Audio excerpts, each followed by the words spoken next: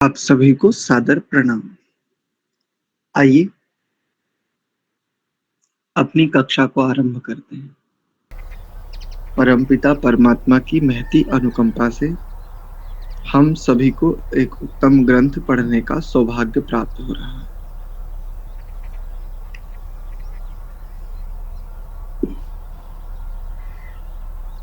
मंत्र पाठ।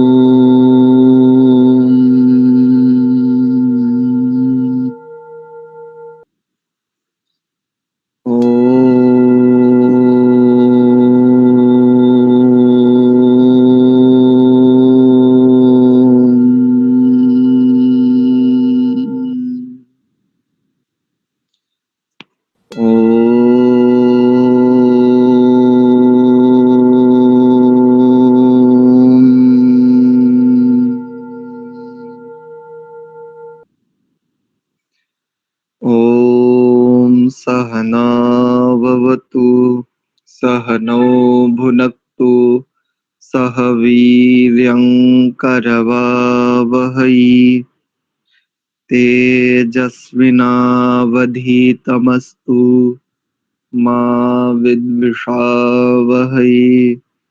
ॐ शान्ति शान्ति शान्तिः। ओम। आप सभी का पुनश्च हार्दिक स्वागत एवं अभिनंदन संस्कार विधि स्वाध्याय की इस कक्षा में। आज हम स्वस्ति वाचन प्रकरण के 13वें मंत्र पर विचार करेंगे।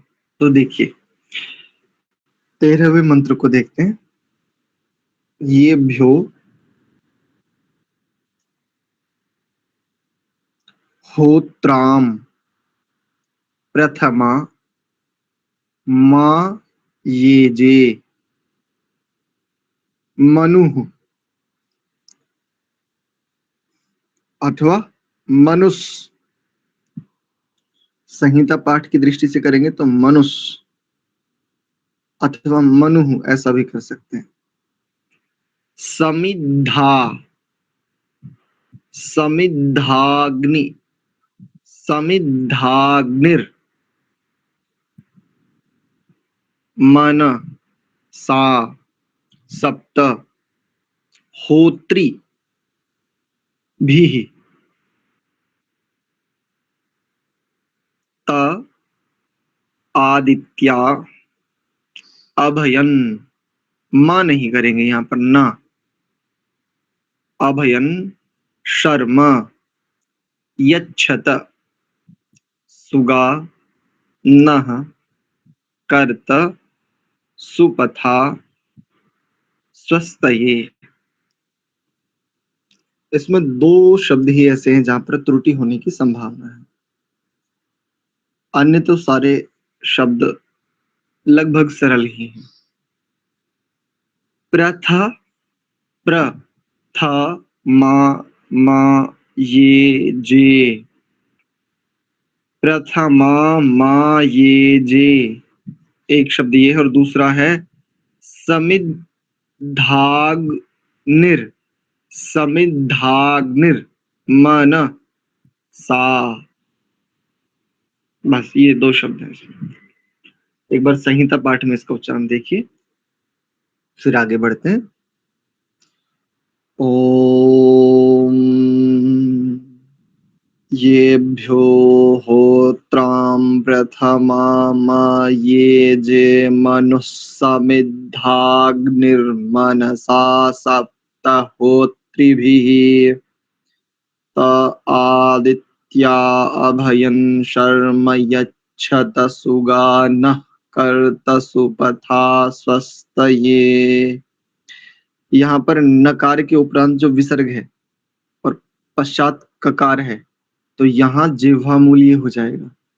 विसर्ग का जिह्वामूल्य कहाँ होता है देखो समझ लो। विकल्प से नः कर्त ऐसा भी कर सकते हैं, अन्यथा संहिता पाठ की दृष्टि से यहाँ जिह्वामूल्य हो जाएगा तो नह करता, ये नह करता ऐसा, सुगा नह करता सुपथा स्वस्थ, ये इसका शुद्ध पाठ है। ठीक है, एक बार आप लोग उच्चारण करेंगे। ओमेभ्यो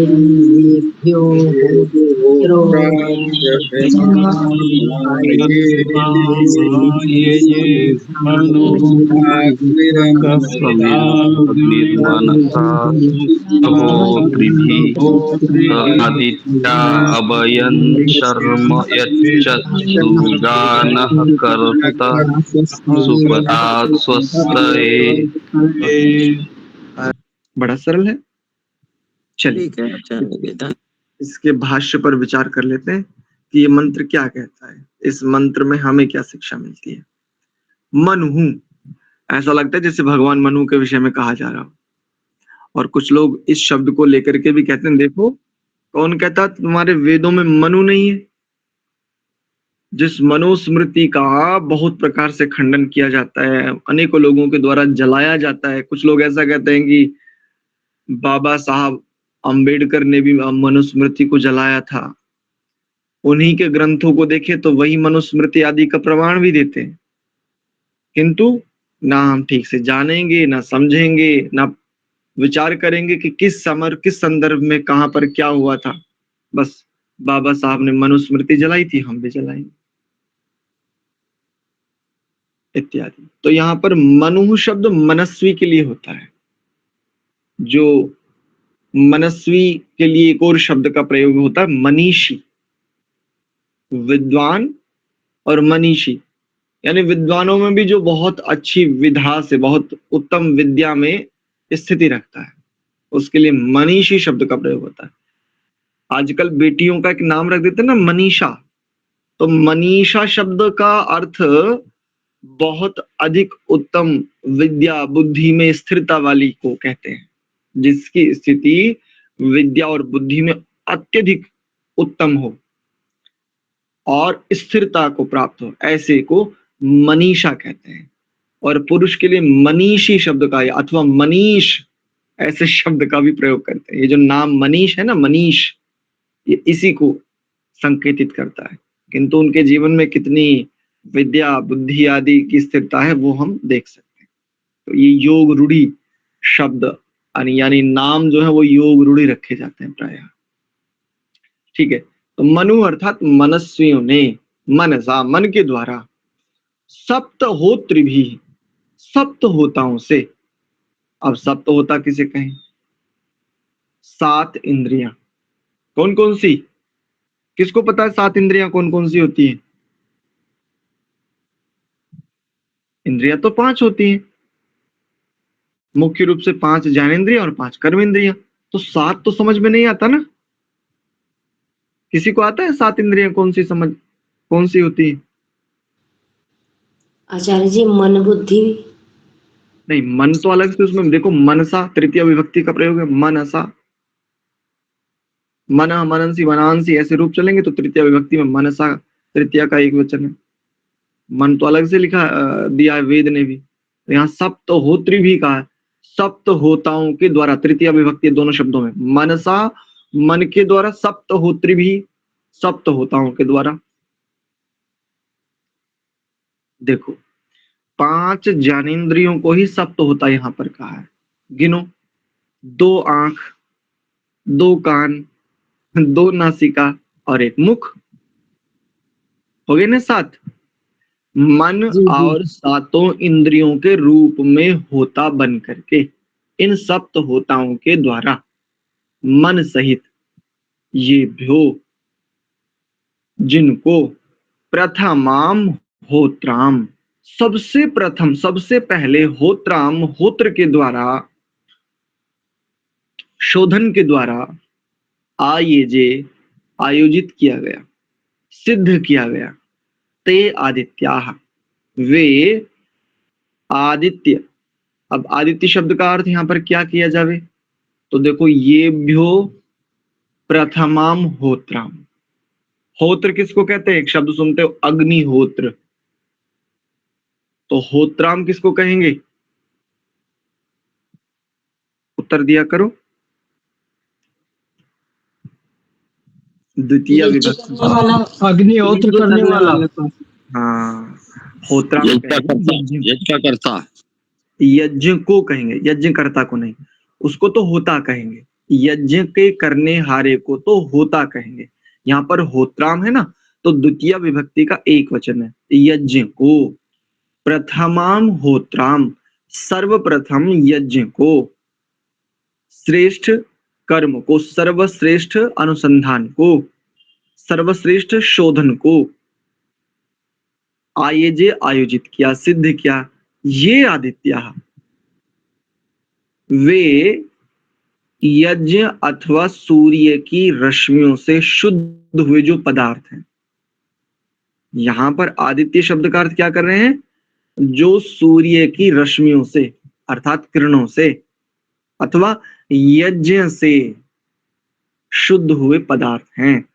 ऐसे अभयम शर्मा, भय रहित आश्रय अथवा सुख को, अभयम अर्थात अभय वाला, शर्मा का अर्थ अथवा सुख ले लीजिए अथवा आश्रय ले लीजिए।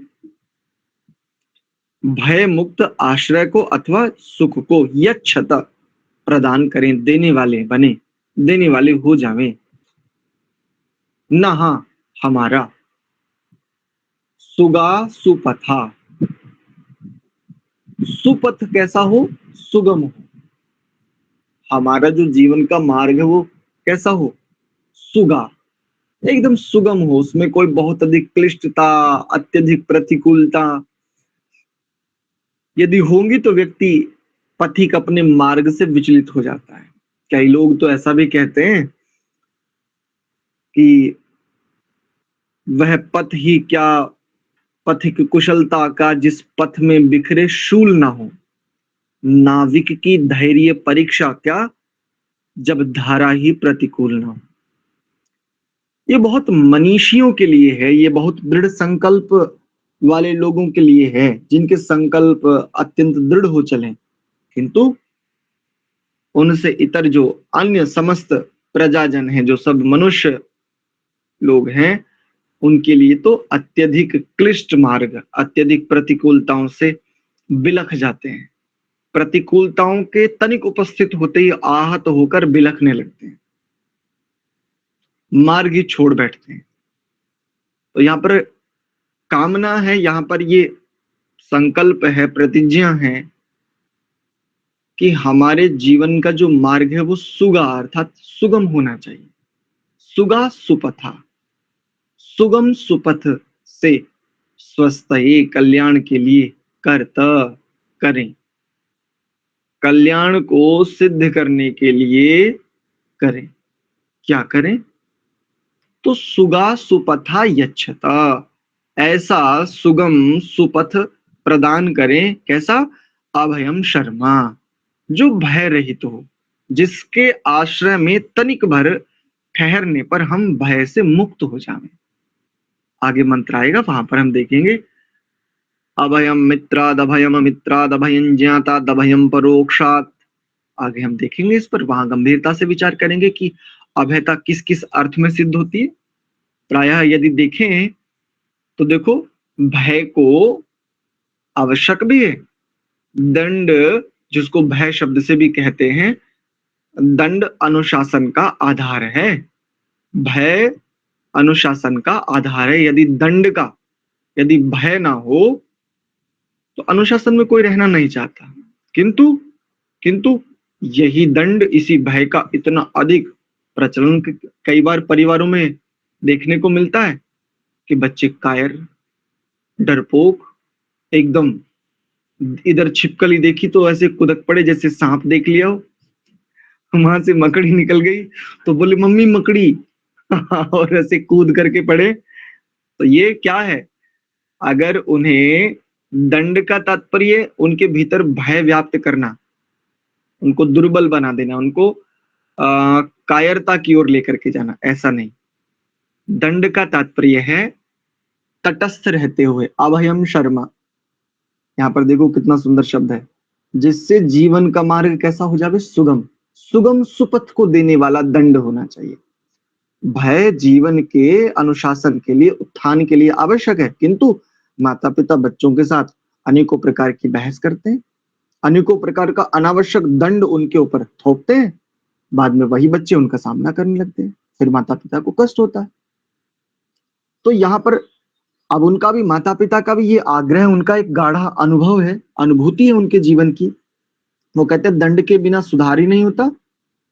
ये बात सही है, किंतु वेद से समझो ठीक ठीक।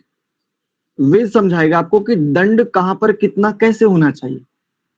दंड निसंदेह सुधार का मूल है, किंतु सुगा सुपथा, सुगम सुपथ को प्रदर्शित करने वाला होना चाहिए। अनुशासन प्रदान किया जाता है, अनुशासन में जबरदस्ती नहीं की जाती। जीवन में कभी भी कहीं भी किसी भी स्तर पर जबरदस्ती करोगे ना, जिसको बलात् कहते हैं, बलात्, बलपूर्वक, वहां पर खींचतान, वहां पर अनेकों प्रकार के क्लेश, द्वंद्व आदि के उपस्थित होने की निश्चित संभावना है। इसलिए हमारा दंड, हमारा भय कैसा होना चाहिए? सुगा सुपथा, सुगम सुपथ को देने वाला हो। जैसे सीखिए, वेद में कितनी सुंदर बात कही है, आदित्या शुद्ध दंड होना चाहिए। जिस दंड को लेने में बालक को बोध भी हो जावे कि ये मेरे लिए अपराध बोध है, ये मेरे अमुक अपराध का सुधार हेतु उपक्रम है, उसे बोध भी हो जावे, और उसके भीतर भय जो उसे कायर बना देने वाला है वो भी व्याप्त ना हो। कैसे? संक्षेप में एक उदाहरण देता हूं। जब हम गुरुकुल में पढ़ते थे, कभी कोई जैसे नींद ज्यादा आती थी कई बार, तो प्रातः काल में बहाने लगा लिया करते थे कई बार। जैसे उठाने के लिए आए तो बोला जी बहुत कमर दर्द है, आज तो बिल्कुल उठा नहीं जा रहा, ऐसा। अब बहाना एक दिन चल जाए, 2 दिन चल जाए। अब चूंकि गुरुकुल की दिनचर्या, हम तो उस दिनचर्या में नहीं ढले थे, हमारे तो सोना जागना एक अलग ही स्थिति में था। 5 से 6 के बीच में उठते थे, कई बार तो 6 से भी 6:15 हो जाते थे, पिताजी डांटते भी थे, किंतु हमारा नियम था कि 5 से 6 या 6:15 तक उठना है। अब गुरुकुल में गए तो 3:45 बजे उठा दे, और रात में 10 बजे से पहले न सोने दे, और 10 बजे के बाद जागने न दे। अब हमें 10 बजे से पहले नींद आवे और 10 बजे तक सोने न दे। अब 10 बजे मंत्र पाठ हो तो उसके बाद नींद ना आवे, अब हम परेशान रहे। तो आचार्य जी कैसे दंड देते थे? यहाँ आ जाइए, आज सुबह में क्यों नहीं आए? आचार्य जी, हाँ, कमर दर्द था या सर दर्द था? क्या था? तो आचार्य जी तो उस जीवन से अच्छे से निकले होकर के, तो उन्हें अनुभव है। वो कहते ठीक है, आज से आपका पूरे सप्ताह का दूध और फल और मिष्ठान, ये 3 वस्तुएं बंद है। 1 सप्ताह तक अपने ये जो आपने किया है इसका प्रायश्चित कीजिए, और प्रायश्चित रूप में आपके लिए ये दंड है। अब प्रथम ही हमने जब ये दंड देखा तो हमें आश्चर्य हुआ। मैंने कहा बताओ क्या फर्क पड़ रहा है, अपने को तो सूखी रोटी मिल जाए उससे काम चल जाएगा, तुम दूध की बात कर रहे हो, कोई फर्क नहीं पड़ता। लेकिन जैसे ही कुछ समय बीता और ये दंड हमें बार बार अन्यों के लिए भी देखने को मिला, जो मीमांसा पढ़ रहे हैं, जो सांख्य पढ़ रहे हैं, कुछ भी किसी से त्रुटि हो जाए तो उनको ऐसा ही कुछ दंड मिले। आपका दोपहर का भोजन बंद, आपका प्रातराश बंद, आपका दूध बंद, ऐसे ये दंड मिले। और जब इस अनुशासन को समझने की चेष्टा की, इतनी बढ़िया बात समझ में आई। ऐसा दंड, इतना बढ़िया अनुशासन जो जीवन के आर पार देखने की दृष्टि प्रदान करे। तो निसंदेह दंड सुधार का मूल है, किंतु दंड कैसा होना चाहिए? सुगा सुपथा, सुगम पथ को प्रदर्शित करने वाला, स्वस्थ ये करता, स्वस्ति को करने वाला होना चाहिए, ऐसा दंड होना चाहिए। तो अब देखो इसका भावार्थ देख लेते हैं। हे प्रभु, प्रार्थना की, जिन मनस्वियों के द्वारा, जिन मननशीलों ने, मनीषियों ने, ऋषियों ने, वास्तव में मनीषी किसको कहा जाता है? ऋषि को। साक्षात्कृत धर्माणो ऋषयो बभूव, जो साक्षात्कृत धर्मा पुरुष होते हैं उन्हें ऋषि कहते हैं। और वास्तव में मनीषी शब्द जो ठीक प्रकार से घटता है ना, वो इन्हीं के ऊपर घटता है। अति उत्तम विद्वान के लिए भी मनीषी शब्द का प्रयोग किया जा सकता है, किया जाता भी है, किंतु अगर ठीक ठीक सटीकता से देखें तो ये ऋषि के ऊपर, जिन मनस्वियों ने, मनीषियों ने सात होताओं और मन के साथ, सात होताओं और मन के द्वारा संसार के पदार्थों को यज्ञ से, सर्वश्रेष्ठ कर्म यज्ञ कर्म से, या यूं देखो सर्वश्रेष्ठ कर्मों के द्वारा कर्म को शुद्ध करने के लिए आदित्य की रश्मियों से पदार्थों का सेवन कर हम सुखी हों, हमारा जीवन सुगम हो, सुपथ वाला हो, कल्याण में हो। ऐसा इस मंत्र का अभिप्राय ये है कि यज्ञ की अग्नि से, यज्ञ अग्नि तो देखो जिसे अग्निहोत्र कहते हैं, सामान्य रूप से इसका यही अर्थ है। यदि बहिर्मुखी होकर के, यदि भौतिक स्तर पर देखेंगे तो इसका यही अर्थ है, बाह्य।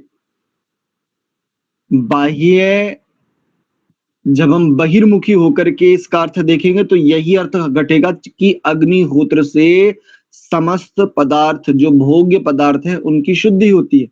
किंतु यही, संक्षेप में बता रहा हूं पूरा भावार्थ, यही यज्ञाग्नि जब आंतरिक होती है तो इससे समस्त मल नष्ट हो जाते हैं, जिसे संस्कार दग्ध बीज भी कहते हैं आप लोग, जिसे अनेकों प्रकार की अशुद्धियों से हटना कहते हैं, जिसे क्लेशों का नष्ट होना, नितांत अभाव होना कहते हैं। तो जब ये यज्ञाग्नि भीतरी आंतरिक यज्ञाग्नि हो जाती है, आंतरिक यज्ञाग्नि अर्थात वही चित्त की दो अंतिम भूमियां, एकाग्र और निरुद्ध, जिसके लिए आगे दर्शन में संप्रज्ञात और असंप्रज्ञात शब्द कहे। तो जब यही यज्ञाग्नि आंतरिक यज्ञाग्नि होती है, यानी समाधि, जब यज्ञ समाधि हो जाता है, क्योंकि बाहिर्मुखी समस्त यज्ञ अंतर्मुखी आंतरिक यज्ञ, आंतरिक समाधि को सिद्ध करने का आलंबन ही है समस्त, समस्त शुभ कर्म का आशय भीतरी यज्ञाग्नि अर्थात समाधि को सिद्ध करने का आलंबन ही है। तो जब आंतरिक हो जाती है तो विमल हो जाते हैं हम, निर्मल हो जाते हैं, निष्पाप हो जाते हैं, निर्लेप हो जाते हैं, निष्प्रभावी हो जाते हैं, एक शब्द में कहें तो सम हो जाते हैं, समता। इतना ही। तो आज का विषय हमारी ओर से इतना ही। यदि किन्हीं का कोई प्रश्न है तो आप प्रश्न पूछ सकते हैं। जी शर्म, शर्म का क्या अर्थ बताया था आचार्य जी? सुख अथवा आश्रय।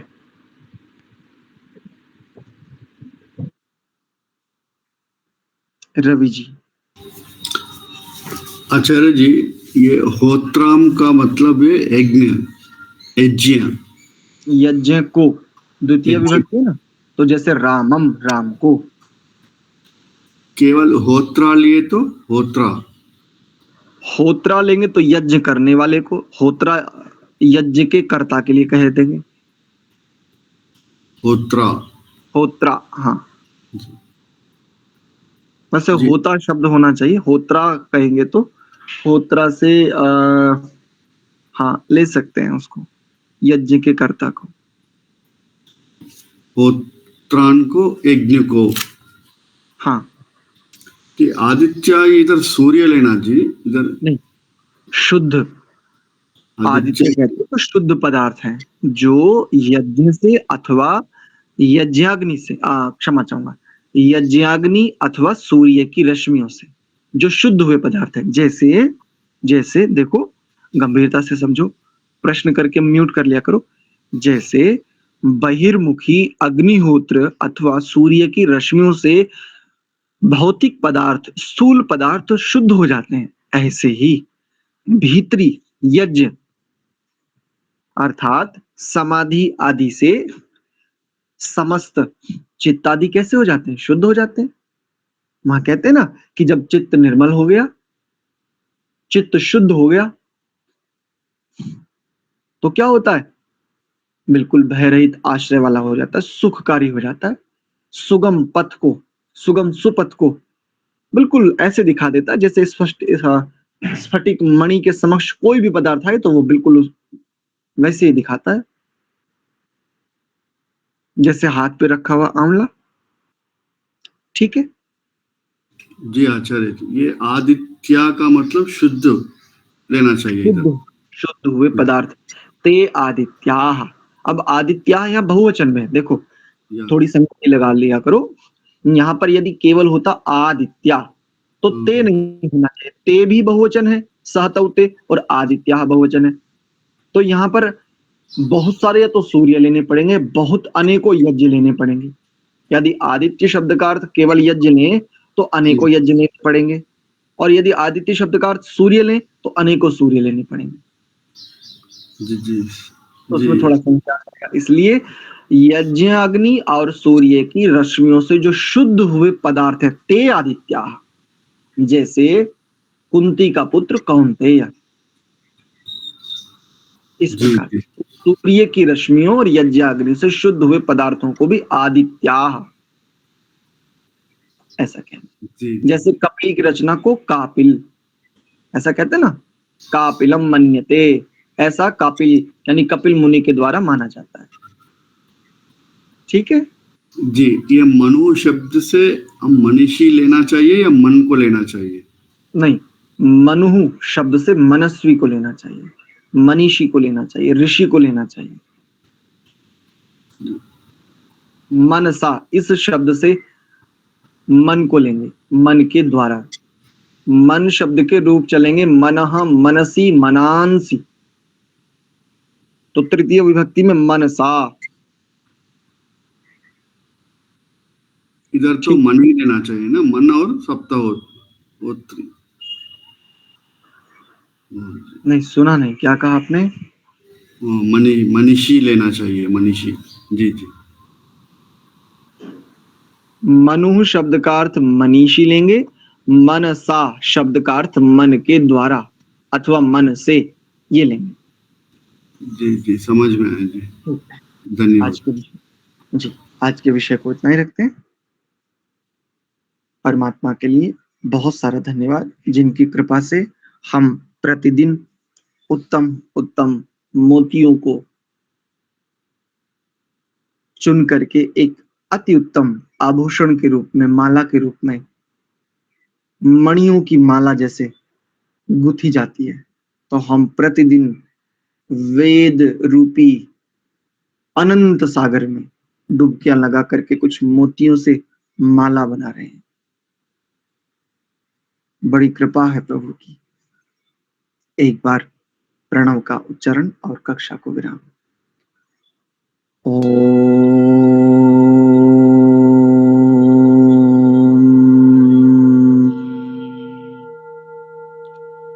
शांत शांत शांति। आप सभी को बहुत बहुत धन्यवाद, सादर प्रणाम।